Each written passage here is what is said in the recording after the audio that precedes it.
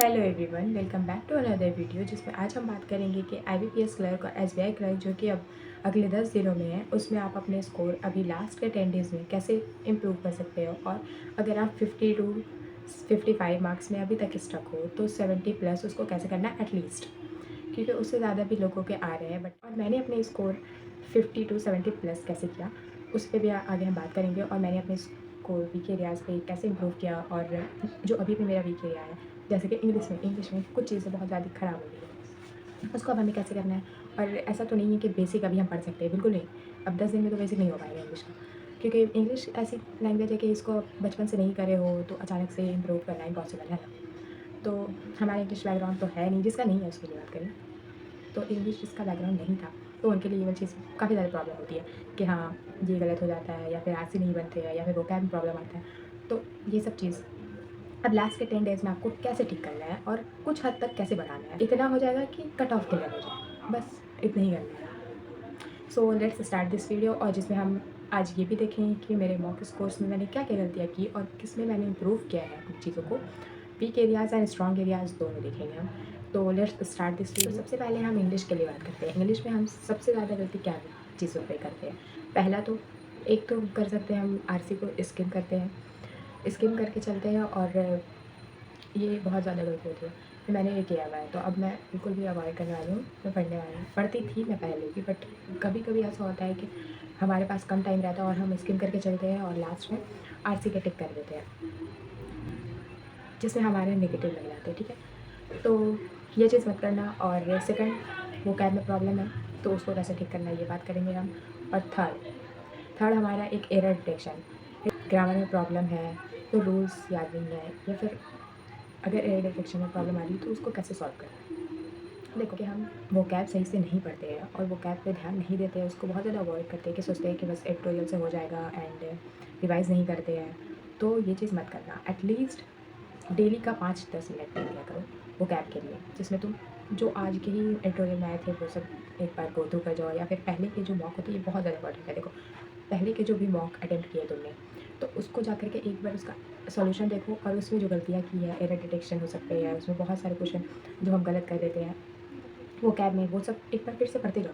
तो ये क्या होगा कि मॉक बहुत ज़्यादा वो कैब हार्ड नहीं देते हैं, बट हाँ ये सब अगर बार बार पढ़ोगे, बार बार जब तक रिवाइज़ नहीं करोगे तो ठीक नहीं होने वाला। रिवाइज़ करते चलो, जिससे काफ़ी चीज़ आपको याद रहने लगेगी और आपको थोड़े ही दिन में इसमें काफ़ी ज़्यादा इफेक्ट दिखने लगेगा। और एरर डिटेक्शन के लिए आपने क्या करना है, एक तो 120 रूल्स जब भी मौका मिले हफ्ते में एक बार पूरा पढ़ लिया करो, हफ्ते में एक बार एटलीस्ट। जिससे क्या होगा कि एक बार को तुम्हें थोड़ा टाइम लगेगा, भले 1 घंटा 1.5 घंटा उसको रिवाइज़ करने में, बट उससे क्या होगा कि ईज़ी हो जाएगा सारी चीज़ें, कि हाँ आपको याद रहने लगे कि ये वाला रूल है तो इसमें ये लगना है, नाइदर नॉर आइदर और जो भी चीज़ें होती है। ठीक है, फॉर एग्ज़ाम्पल। तो ये सब चीज़ ठीक हो सकती है अगर अगले 10 दिनों को अच्छे तरीके से डिवाइड कर दिया जाए। तो बात करते हैं भाई कौन्स की। कॉन्स में क्या होता है जनरली, अर्थमेटिक सबसे बड़ा दिक्कत अर्थमेटिक में डीआई हो जाता है हमसे, स्पीड मैथ हो जाता है हमसे, अर्थमेटिक में प्रॉब्लम आती है। अर्थमेटिक में प्रॉब्लम इसलिए आती है क्योंकि हमारा कॉन्सेप्ट अच्छे से बिल्ड नहीं है। ठीक है, बट अब 10 दिन में तो हमें क्या करना है, हम बस इस पे बात कर रहे हैं अभी। तो देखो पहले तो डीआई जब भी सॉल्व करो तो वो सब पहले निपटा लिया करो। डीआई को देख लिया करो कि हाँ बनने वाला है, जल्दी लिखा लेते हैं। ठीक है, वो कर लिया हमने। उसके बाद क्या करना है कि स्पीड मैथ के क्वेश्चन है और अर्थमेटिक के क्वेश्चन अभी ट्वेल्थ लेवल में बहुत ईजी बन जाता है अगर हमारा कॉन्सेप्ट अच्छा हो। तो फिर भी अभी अब आप लोग को डेली प्रैक्टिस करना होगा अर्थमेटिक के लिए, जिसमें मैं अपने टेलीग्राम चैनल पे शेयर करती हूँ पीडीएफ, तो वो आप ज्वाइन कर सकते हैं। तो उसके रिगार्डिंग आप प्रैक्टिस कर सकते हैं डेली। एटलीस्ट अर्थमेटिक के 40 टू 50 क्वेश्चन डेली करने होंगे। हाँ जी, करेक्ट लेवल में ज़्यादा टाइम नहीं लगेगा आपका, तो 2-3 घंटे में हो जाएंगे। और एक होती है हमें रॉन्ग नंबर सीरीज़ में बहुत ज़्यादा प्रॉब्लम होती है कि हाँ हम उसमें शायद आपकी माइनस मार्किंग हो सकती है ना, तो वो चीज़ मत करना गलती। उसको जाकर के प्रैक्टिस करो तभी तुम लगाना। उसका ज़्यादा न्यू लॉजिक वाले क्वेश्चन नहीं आते, वही सब रिपीट होते रहते हैं, या फिर इंटू होगा या माइनस होगा या प्लस होगा, ऐसे करके डिवाइड होगा या फिर इस टाइप के क्वेश्चन। तो इसके लिए बहुत ज़्यादा प्रैक्टिस ज़रूरत नहीं होगी।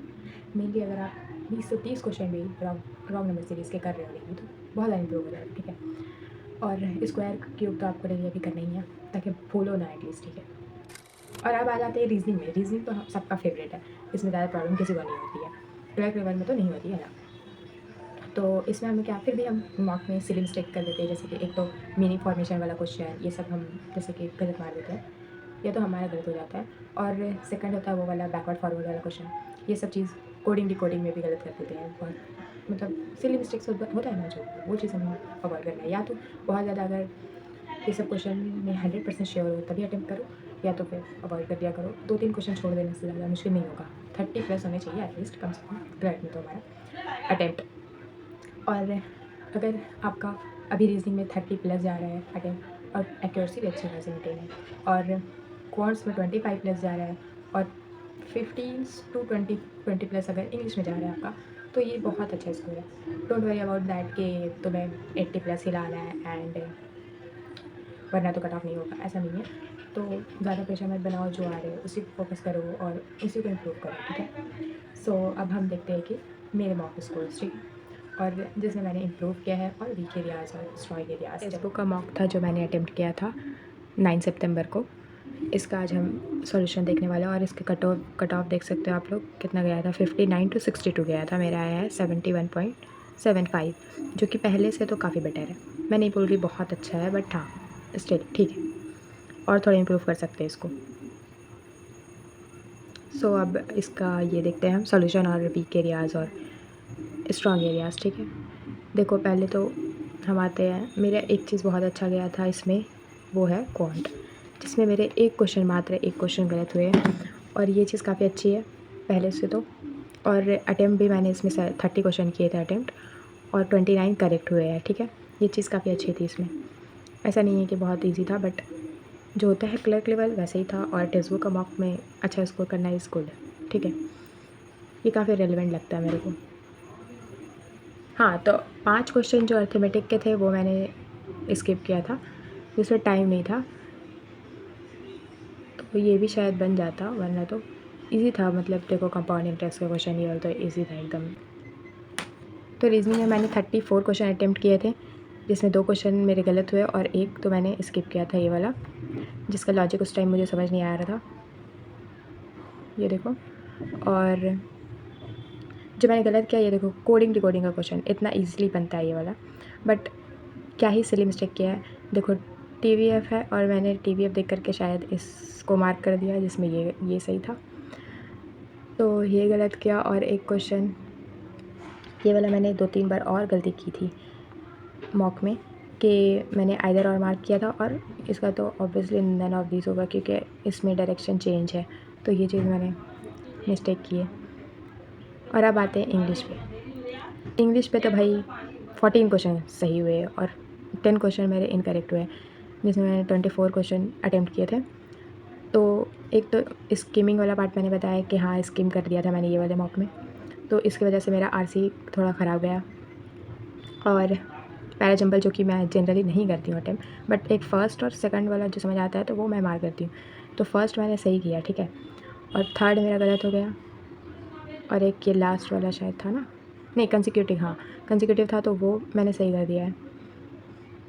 और देखते हैं, और एक तो एरर के क्वेश्चन है ये वाले, जिसमें क्या, तो इतने क्वेश्चन मैं जनरली गलत करती नहीं हूँ इंग्लिश में, बट इसमें हुआ है क्योंकि शायद मैंने सही से ये वाला मॉक अटेम्प्ट नहीं किया था इंग्लिश के हिसाब से देखा जाए तो, वरना तो रीजनिंग और क्वांट का सेक्शन काफ़ी अच्छा गया है इससे तो अब हमें इंग्लिश में ज़्यादा फोकस करना है मुझे तो, क्योंकि मैं काफ़ी दिनों से सही से पढ़ नहीं रही हूँ इंग्लिश, क्योंकि अनुभव सर की क्लास भी नहीं हो रही है, तो अब मुझे या तो बुक से या फिर जो चेक लिस्ट है वो निमिषा मैम की, तो उससे सॉल्व करते हैं एंड प्रैक्टिस इंप्रूव करते हैं। And hope you like this video, that's about it.